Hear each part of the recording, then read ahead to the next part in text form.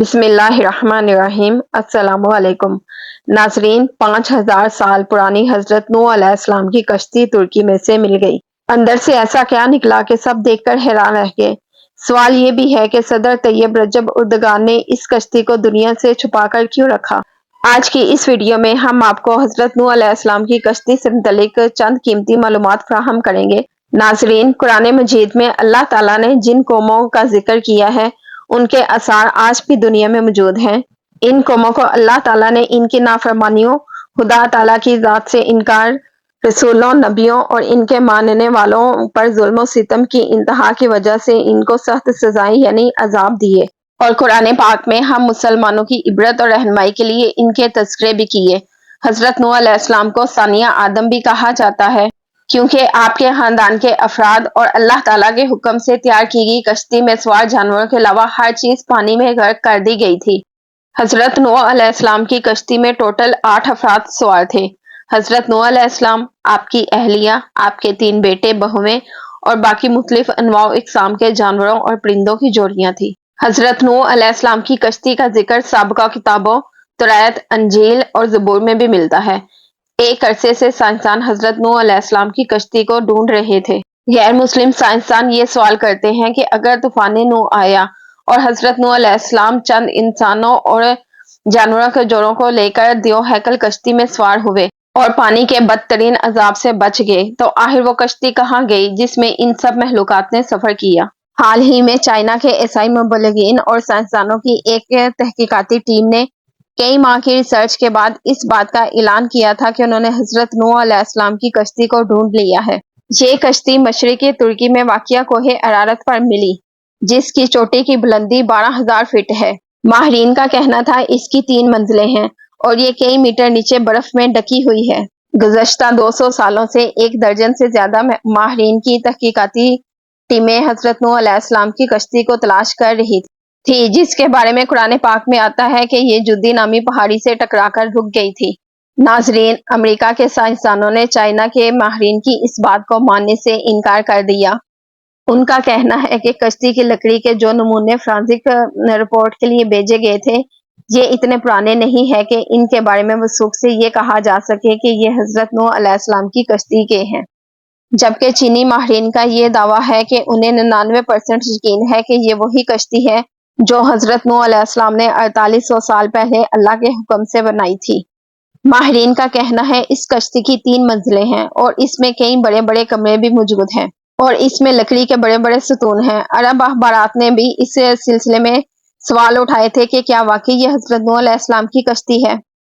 अरब अखबारात का ये कहना है कि चीनी और तुर्क ईसाई माहिरीन ने अपनी इस तहकीक के लिए कुरान पाक की उन आयात का मुतालिया भी किया था जिसमें कश्ती के बारे में जिक्र है। माहिरीन का कहना है कि कश्ती के ठहरने के जिस मुकाम की निशानदेही की गई वो हमें कोहे अरारत की तरफ ले जाती है। गुज़श्ता 20 बरसों में कई साइंसदानों ने कोहे अरारत का दौरा किया। उनमें से कुछ ने पहाड़ी की चोटी पर बनी चट्टान को ही हजरत नूह अलैहिस्सलाम की कश्ती करार दे दिया, लेकिन चीनी और तुर्क साइंसदानों ने पहाड़ी पर बने उस बर्फीले मकाम पर तहकीकात की जहां पर दर्जा हरारत -60 डिग्री होता है और पहाड़ी के जिस हिस्से पर कश्ती की बाकियात तलाश की गई वो इंतहाई खतरनाक और ढलवान है।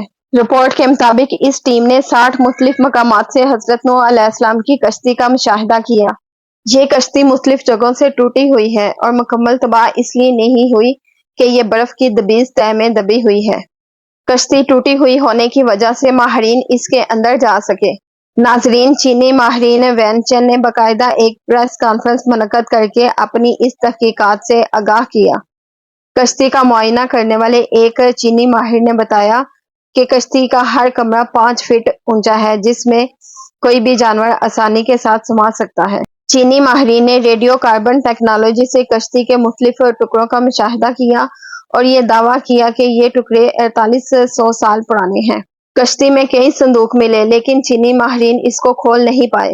माहिरीन एक बार फिर जदीद आलात के साथ कोहे अरारत का दौरा करने वाले हैं ताकि तमाम राजों से पर्दा उठाने के अलावा अमरीकी साइंसदानों के सवालों के जवाब भी दे सके। नाजरीन, हजरत नूह अलैहिस्सलाम की कश्ती दरियाफ्त करने का दावा नया नहीं है।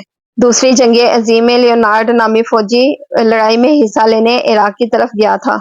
لیونارڈ کو تاریخ اور آثار قدیمہ میں کافی دلچسپی تھی، اس لیے اس نے عراق کے بازاروں میں تاریخ کی مختلف کتابیں اور چیزیں اکٹھی کرنی شروع کر دی۔ جب وہ چل بسا تو اس کے بیٹے کے حصے میں یہ چیزیں آئیں۔ اس نے یہ چیزیں برطانیہ کے میوزیم کے حوالے کر دی۔ برٹش میوزیم میں موجود ماہرین نے ان اشیاء کا معائنہ کیا تو ان میں سے ایک تختی بھی نکلی جس پر قدیم زبان اشوری میں کچھ لکھا تھا۔ سخت مٹی سے بنی اس تختی پر لکھی عبارت کا جب انہوں نے ترجمہ کیا تو وہ حیران رہ گئے، کیونکہ اس پر لکھا تھا جب انسانوں کے گناہ حد سے بڑھ گئے تو اللہ تعالیٰ ان سے ناراض ہو گیا اور پھر اللہ تعالیٰ نے ان کو پانی میں ڈبونے کا فیصلہ کیا۔ تب وادی دجلہ اور فرات میں رہنے والے ایک نیکی انسان حضرت نوح علیہ السلام تک فرشتوں نے اللہ تعالیٰ کا یہ پیغام پہنچایا کہ وہ ایک کشتی بنائے اور اس میں نیک لوگوں کے علاوہ تمام جانداروں کا ایک ایک جوڑا بھی سوار کر لے۔ اس میں کشتی کو اتنا بڑا بتایا گیا کہ وہ فٹ بال کے ایک اسٹیڈیم کے برابر تھی۔ ماہرین نے اندازہ لگایا یہ تختی 4000 برس پرانی ہے، یعنی حضرت عیسیٰ علیہ السلام کی پیدائش سے 2000 برس پہلے کی ہے۔ ناظرین، اس طرح طوفان نوح کا ایک اور ٹھوس ثبوت دنیا کے ہاتھ بہت پہلے ہی لگ چکا ہے۔ ناظرین، اس تختی پر یہ بھی لکھا ہے کہ یہ کشتی آج کل کی کشتیوں کی طرح لمبی نہیں تھی بلکہ بیضوی یعنی انڈا نما تھی۔ اس وقت فرات اور دجلہ میں اسی طرح کی کشتیاں چلا کرتی تھی۔ کشتی کے ٹھہرنے کے مقام کے بارے میں قرآن پاک کی سورۃ الحود کی آیت نمبر 44 میں بتایا گیا ہے کہ وہ ایک بلند مقام تھا جہاں پر جا کر رکی تھی۔ عراق اور شام کے قدیم باشندے بابل کے دور میں یہ سمجھتے تھے کہ حضرت نوح علیہ السلام کی کشتی کوہ کردہ پر ٹھہری تھی۔ یہ مشہور پہاڑ جزیرہ ابن عمر کے قریب واقع ہے۔ یہ مقام بھی اب ترکی کے حصے میں ہے، تاہم عراق کی سرحد بھی اس سے متصل ہے۔ تاہم مسلم تاریخ دانوں نے کوہ کردہ کو ہی حضرت نوح علیہ السلام کی کشتی کے ٹھہرنے کا مقام قرار دیا، اسی لیے یہ پہاڑ مسلمانوں میں کوہ جودی کے نام سے مشہور ہو گیا۔ تاہم عیسائی مبلغین کا کہنا ہے کہ کشتی کوہ ارارات پر جا کر رکی تھی اور یہ پہاڑ آرمینیا اور ترکی کی سرحد پر قائم ہے۔ حضرت نوح علیہ السلام کو ثانیہ آدم کے علاوہ شیخ الانبیاء کا لقب بھی عطا ہوا، کیونکہ آپ وہ پہلے پیغمبر ہیں جو انسانیت کی طرف بھیجے گئے۔ قرآن پاک میں حضرت نوح علیہ السلام کا نام 73 بار آیا ہے اور آپ کی عمر 900 برس تھی۔ نبیوں میں آپ سب سے زیادہ طویل العمر ہوئے۔ حضرت نوح علیہ السلام کو عراق میں آباد ایک قوم کے پاس پیغمبر بنا کر بھیجا گیا۔ جب بہت واعظ اور نصیحت کے باوجود بھی قوم نے سرکشی نہ چھوڑی تو اللہ تعالیٰ سے آپ نے اپنی قوم کے لیے عذاب مانگا۔ اللہ تعالیٰ نے آپ کو ایک کشتی بنانے کا حکم دیا۔ 2 سال کی مدت میں یہ کشتی تیار ہوئی، جس کی لمبائی 300 گز، چوڑائی 50 گز اور اونچائی 30 گز تھی۔ جب عذاب آیا تو آسمان سے مسلسل بارش ہونے لگی، زمین سے چشمے ابلنے لگے، ہر شے پانی میں غرق ہو گئی۔ حضرت نوح علیہ السلام کی کشتی 6 ماہ 8 دن پانی پر مسلسل تیرتی رہی، پھر بالآخر 10 محرم کو کوہ جودی پر جا کر ٹھہر گئی۔